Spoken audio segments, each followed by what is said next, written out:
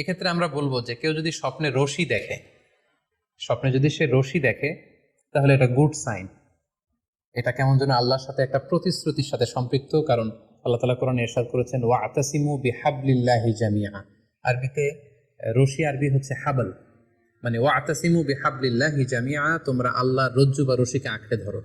তাহলে রশি দেখা মানে এখানে আমরা আল্লাহর ওয়াদাগুলো যেন পূরণ করি, আল্লাহর আনুগত্য যেন আমরা প্রপারলি করতে পারি, এটা ইঙ্গিত করছে। এরপর স্বপ্নে যদি আমরা কাক দেখি, এটা সাধারণত একটা নেগেটিভ সাইন বহন করে, কারণ কাককে আল্লাহ রাসূল সাল্লাল্লাহু আলাইহি ওয়াসাল্লাম ফাসিক বা ফুয়াইসিক বলেছেন। সো আমরা যদি স্বপ্নে কাক দেখি, এটাকে আমরা পজিটিভ কোনো সাইন মনে না করে নেগেটিভ সাইন মনে করতে পারি। তৃতীয়ত, আমরা যদি স্বপ্নে লম্বা কাপড় দেখি, এটা গুড সাইন। কারো গায়ে যদি লম্বা জামা থাকে তাহলে এটা গুড সাইন, আর খাটো জামা থাকলে সাধারণত এটা নেগেটিভ সাইন। এক্ষেত্রে আমরা সহিহ বুখারীর একটা হাদিস উল্লেখ করতে পারি। আল্লাহর হাবিব সাল্লাল্লাহু আলাইহি ওয়াসাল্লাম বলেছেন যে আমার সামনে অনেক মানুষকে পেশ করা হলো, তাদের কারো জামা নাভি পর্যন্ত, কারো জামা হাঁটু পর্যন্ত, কারো জামা পা পর্যন্ত। আর সেক্ষেত্রে ওমরে ফারুককে দেখলাম যে এত লম্বা জামা পরে সে হেঁটে যাচ্ছে, সে তার জামা টেনে টেনে নিয়ে যাচ্ছে। তো সাহাবারা বললেন মা আউয়ালতাহু ইয়া রাসূলুল্লাহ, হে আল্লাহর রাসূল, আপনার এই স্বপ্ন থেকে আপনি কি বোঝাতে চাইলেন? আল্লাহ রাসূল সাল্লাল্লাহু আলাইহি ওয়াসাল্লাম বললেন আউয়ালতুহু আদ-দীন, এটা দ্বারা আমি দিনদারি বোঝাতে চাইলাম। অর্থাৎ যার জামা লম্বা তার মানে তার তাকওয়া বেশি বা তার দিনদারি বেশি। আর স্বপ্নে যদি কারো জামা খুব ছোট খাটো বা জামাহীন অবস্থায় কাউকে দেখা হয়, এটা সাধারণত তার দিনদারি কমে যাচ্ছে বা তার তাকওয়া is decreasing day after day, এটার একটা সাইন বহন করে। পাশাপাশি দুধ, স্বপ্নে যদি কেউ দেখে সে দুধ খাচ্ছে, এটা একটা ভালো সাইন। স্বপ্নে দুধ খেতে যদি দেখা হয় তাহলে তার জ্ঞান বৃদ্ধি পাবে বলে এটা একটা সাইন বা আলামত বহন করে। সেক্ষেত্রে আমরা বুখারীর একটা হাদিস উল্লেখ করতে পারি, যেখানে আল্লাহ রাসূল সাল্লাল্লাহু আলাইহি ওয়াসাল্লাম একটা স্বপ্নের কথা সাহাবাদেরকে শেয়ার করছিলেন। তিনি বললেন যে আমাকে এক বাটি দুধ দেয়া হলো, আমি সেখান থেকে দুধ খেলাম, তারপর দেখলাম যে আমার আঙ্গুল থেকে দুধ বের হচ্ছে, আর সেখানে যে অবশিষ্ট দুধ রয়ে গেল সেটা আমি ওমরে ফারুকের মুখে দিলাম। ওমরে ফারুক সেই অবশিষ্ট দুধটা খেলো। এই স্বপ্নের কথা শুনে সাহাবারা বললেন মা আউয়ালতা বিহি ইয়া রাসূলুল্লাহ, হে আল্লাহর রাসূল, এটা দিয়ে আপনি কি ব্যাখ্যা করলেন? ফামা আউয়ালতাহু ইয়া রাসূলুল্লাহ, আল্লাহ রাসূল সাল্লাল্লাহু আলাইহি ওয়াসাল্লাম বললেন আল ইলম, এটা দিয়ে আমি জ্ঞানের ব্যাখ্যা করেছি। অর্থাৎ দুধ হচ্ছে জ্ঞানের প্রতীক। দুনিয়াতেও তো আমরা দেখি যে দুধ হচ্ছে সুষম একটা খাবার, খাদ্যের পুষ্টিগুণের 6টি গুণাগুণ দুধের মধ্যে পাওয়া যায়। সো কেউ যদি স্বপ্নে দেখেন যে তিনি দুধ পান করছেন, আশা করা যায় এটা তার জন্য ভালো সাইন, তার জ্ঞান বাড়বে বলে আমরা ধারণা করতে পারি। এবার স্বপ্নে যদি কেউ দেখে যে সে আজান দিচ্ছে, এটাও ভালো সাইন। স্বপ্নে আজান দেয়া, এটা সাইন হচ্ছে সে হয়তো অচিরে হজ করতে যাবে। হজের সাথে আজানের কি সম্পর্ক? এর কারণ হচ্ছে সূরা হজ্জে আল্লাহ তাআলা সাইয়েদনা ইব্রাহিম আলাইহিস সালামকে যখন বলেছিলেন যে তুমি হজ শুরু করো, তখন তিনি বলেছিলেন ইব্রাহিম তুমি আজান দাও, ওয়াআযযিন ফিন নাসি বিল হজ ইয়াতুকা রিজালা ওয়া আলা কুল্লি দামিরি ইয়াতিনা মিন কুল্লি ফাজ্জিন আমিক। অর্থাৎ হে ইব্রাহিম তুমি আজান দাও। ইব্রাহিম আলাইহিস সালাম বললেন কোথায় আজান দিব? চারদিকে তো মরুভূমি। আল্লাহ তাআলা বললেন ইব্রাহিম তুমি আজান দাও, এই আজানের আওয়াজ বা শব্দ পৃথিবীর সবার কানে আমি পৌঁছে দেবো। তো সাইয়েদনা ইব্রাহিম আলাইহিস সালাম তখন হজের আজান দিলেন বা ঘোষণা দিলেন। আজান শব্দের অর্থ হচ্ছে অ্যানাউন্স, টু অ্যানাউন্স, মানে ঘোষণা দেয়া।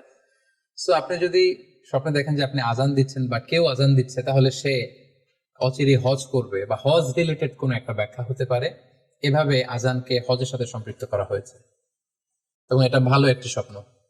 এবার স্বপ্নে যদি কেউ গর্ত দেখে যে সে গর্ত খুঁড়ছে বা তার জন্য কেউ গর্ত করছে, এটা ষড়যন্ত্রের সাথে সম্পৃক্ত। কেননা আরবি প্রবাদে আছে যে মান হাফারা হুফরাতান ওয়াকা ফিহা, কেউ যদি কারোর জন্য গর্ত করে তাহলে সেই গর্তে সে নিজে আগে পড়বে।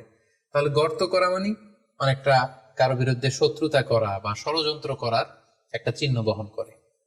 এবার স্বপ্নে যদি কেউ নৌকা দেখে বা শিপ দেখে, জাহাজ দেখে যে সে জাহাজে আরোহণ করছে বা নৌকায় আরোহণ করছে, এটা তার জন্য একটা ভালো সাইন। সে কোনো বিপদ থেকে মুক্তি পাবে বলে ধারণা করা যেতে পারে। কারণ সূরা আনকাবুতের 15 নম্বর আয়াতে আল্লাহ বলছেন ফাআনজাইনাহু ওয়া আসহাবাস সাফিনাতি ওয়া জাআলনাহা আয়াতাল লিল আলামিন। অর্থাৎ আমি নূহ আলাইহিস সালাম এবং তার সাথে ঈমানদার সবাইকে আমি এই নৌকায় উঠিয়েছি এবং মহাপ্লাবন থেকে তাদেরকে আমি বাঁচিয়েছি। আর এই মহাপ্লাবনকে আমি গোটা বিশ্বের জন্য একটা নিদর্শন করে রেখেছি। সো নৌকায় ওঠা বা জাহাজে ওঠা, কোন শিপে বা লঞ্চে ওঠা, এটা আপনি বিপদ থেকে মুক্তি পাবেন, and you are in the safe zone, এই ধরনের একটা ইঙ্গিত বহন করে। ইমাম মুহাম্মদ ইবনে সিরিনের কাছে এক লোক এসে বলল যে ইমাম রাআইতু কাআন্নী আহরুসু আরদান লা তুমবিত। হে ইমাম, আমি স্বপ্নে দেখেছি যে আমি একটি শস্য ক্ষেত্র চাষ করছি কিন্তু কোনো ফসল হচ্ছে না, এটার মানে কি? তিনি ব্যাখ্যা করে দিলেন, আনতা তা'জিলু আন ইমরাতিক, অচিরেই হয়তো তোমার স্ত্রীর সাথে তোমার সেপারেশন হয়ে যেতে পারে। কারণ কোরআনে স্ত্রীকে শস্য ক্ষেত্রের সাথে তুলনা করা হয়েছে মেটাফরিক্যালি। সূরা বাকারার 223 নম্বর আয়াতে আল্লাহ বলছেন, নিসাউকুম হারসুল লাকুম ফাআতু হারসাকুম আন্না শি'তুম। অর্থাৎ তোমাদের স্ত্রীরা হচ্ছে তোমাদের শস্য ক্ষেতের মতো, তোমরা যেভাবে খুশি এই শস্য ক্ষেত্রটাকে সুন্দরভাবে চাষাবাদ করতে পারো। তাহলে শস্য ক্ষেতের সাথে বা ক্রপ ল্যান্ডস এর সাথে আপনার স্ত্রীর সাথে সম্পর্ক হওয়া বা সেপারেশন হওয়া, এইভাবে ইঙ্গিত নেওয়া যেতে পারে। সবশেষে একটি ঘটনা উল্লেখ করার মধ্য দিয়ে আমরা এই সিম্বলিক বা আইকনিক ব্যাপারটা শেষ করতে চাই। সেটি হচ্ছে, ব্যক্তির ভিন্নতার কারণে কিন্তু স্বপ্নের ব্যাখ্যাও ভিন্নতা হতে পারে। ব্যক্তি ভিন্নতার কারণে স্বপ্নের ব্যাখ্যাও ভিন্ন হবে। একই স্বপ্ন দুইজন লোক দেখলো, দুইজনের স্বপ্নের ব্যাখ্যা কিন্তু দুরকম হতে পারে। সেক্ষেত্রে আমরা মুহাম্মদ ইবনে সিরিনের একটা ঘটনা উল্লেখ করতে পারি। মুহাম্মদ ইবনে সিরিনের কাছে এক লোক এসে বলল যে আমি স্বপ্নে দেখেছি আমি আজান দিচ্ছি, এটার ব্যাখ্যা কি? উনি বললেন তুমি হজ করতে যাবে। তার কিছুদিন পরে আরেক লোক এসে একই স্বপ্ন দেখলো, তিনি বললেন যে আমি স্বপ্নে দেখেছি যে আমি আজান দিচ্ছি। তো তিনি বললেন চুরিতে তোমার হাত কাটা যাবে। তো ওনার ছাত্ররা দুইজন লোকের কাছে দুই ধরনের উত্তর দেওয়ার কারণে অবাক হয়ে জিজ্ঞেস করলেন যে হে ইমাম, একই স্বপ্ন দুইজন দেখলো কিন্তু আপনি এক একজনকে এক এক উত্তর কেন দিলেন?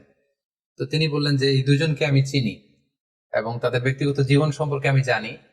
তো তাদের জীবন আচরণ, তাদের ব্যক্তিত্বের কারণে আমি দুই ধরনের ব্যাখ্যা করেছি। প্রথম জনের ব্যাখ্যা করেছি আমি সূরা হজের আলোকে, কারণ সূরা হজে আল্লাহ ইব্রাহিম আলাইহিস সালামকে বলেছেন ওয়াজ্জিন ফিন্নাস বিল হজ, তুমি মানুষের মাঝে হজের জন্য আজান দাও, ঘোষণা দাও। সো সেই লোকটি আজান দিয়েছে, তার মানে আশা করা যায় সে হজে যাবে। আর দ্বিতীয় লোকটির স্বপ্নের ব্যাখ্যা আমি করেছি সূরা ইউসুফের আলোকে। সূরা ইউসুফে একটি আয়াত আছে, সুম্মা আযানা মুআযযিনুন আইয়াতুহাল আইর ইন্নাকুম লাসারিকুন। অর্থাৎ মিশরের কিং এর একটি পানপাত্র চুরি হয়ে গিয়েছিল। ইউসুফ আলাইহিস সালাম ইচ্ছা করে সেটা তার ভাই ইয়ামিনের খাদ্যের প্যাকেটের ভেতরে ঢুকিয়ে দিয়েছিলেন। আর তখন সেখানকার স্টাফরা বা সৈনিকেরা আজান দিয়েছিল, মানে ঘোষণা দিয়ে বলেছিল, হে ক্যারাভান, হে কাফেলার লোকেরা, তোমরা চুরি করেছো। তো তিনি মুহাম্মদ ইবনে সিরিন বললেন যে দ্বিতীয় লোকটার ব্যাপারে আমি জানি, সে আসলে অসাধু একজন লোক এবং তার ক্ষেত্রে সে স্বপ্নে যেহেতু আজান দিতে দেখেছে, সে কখনো হজে যাবে না, বরং সূরা ইউসুফের আলোকে চুরিতে তার হাত কাটা যাবে।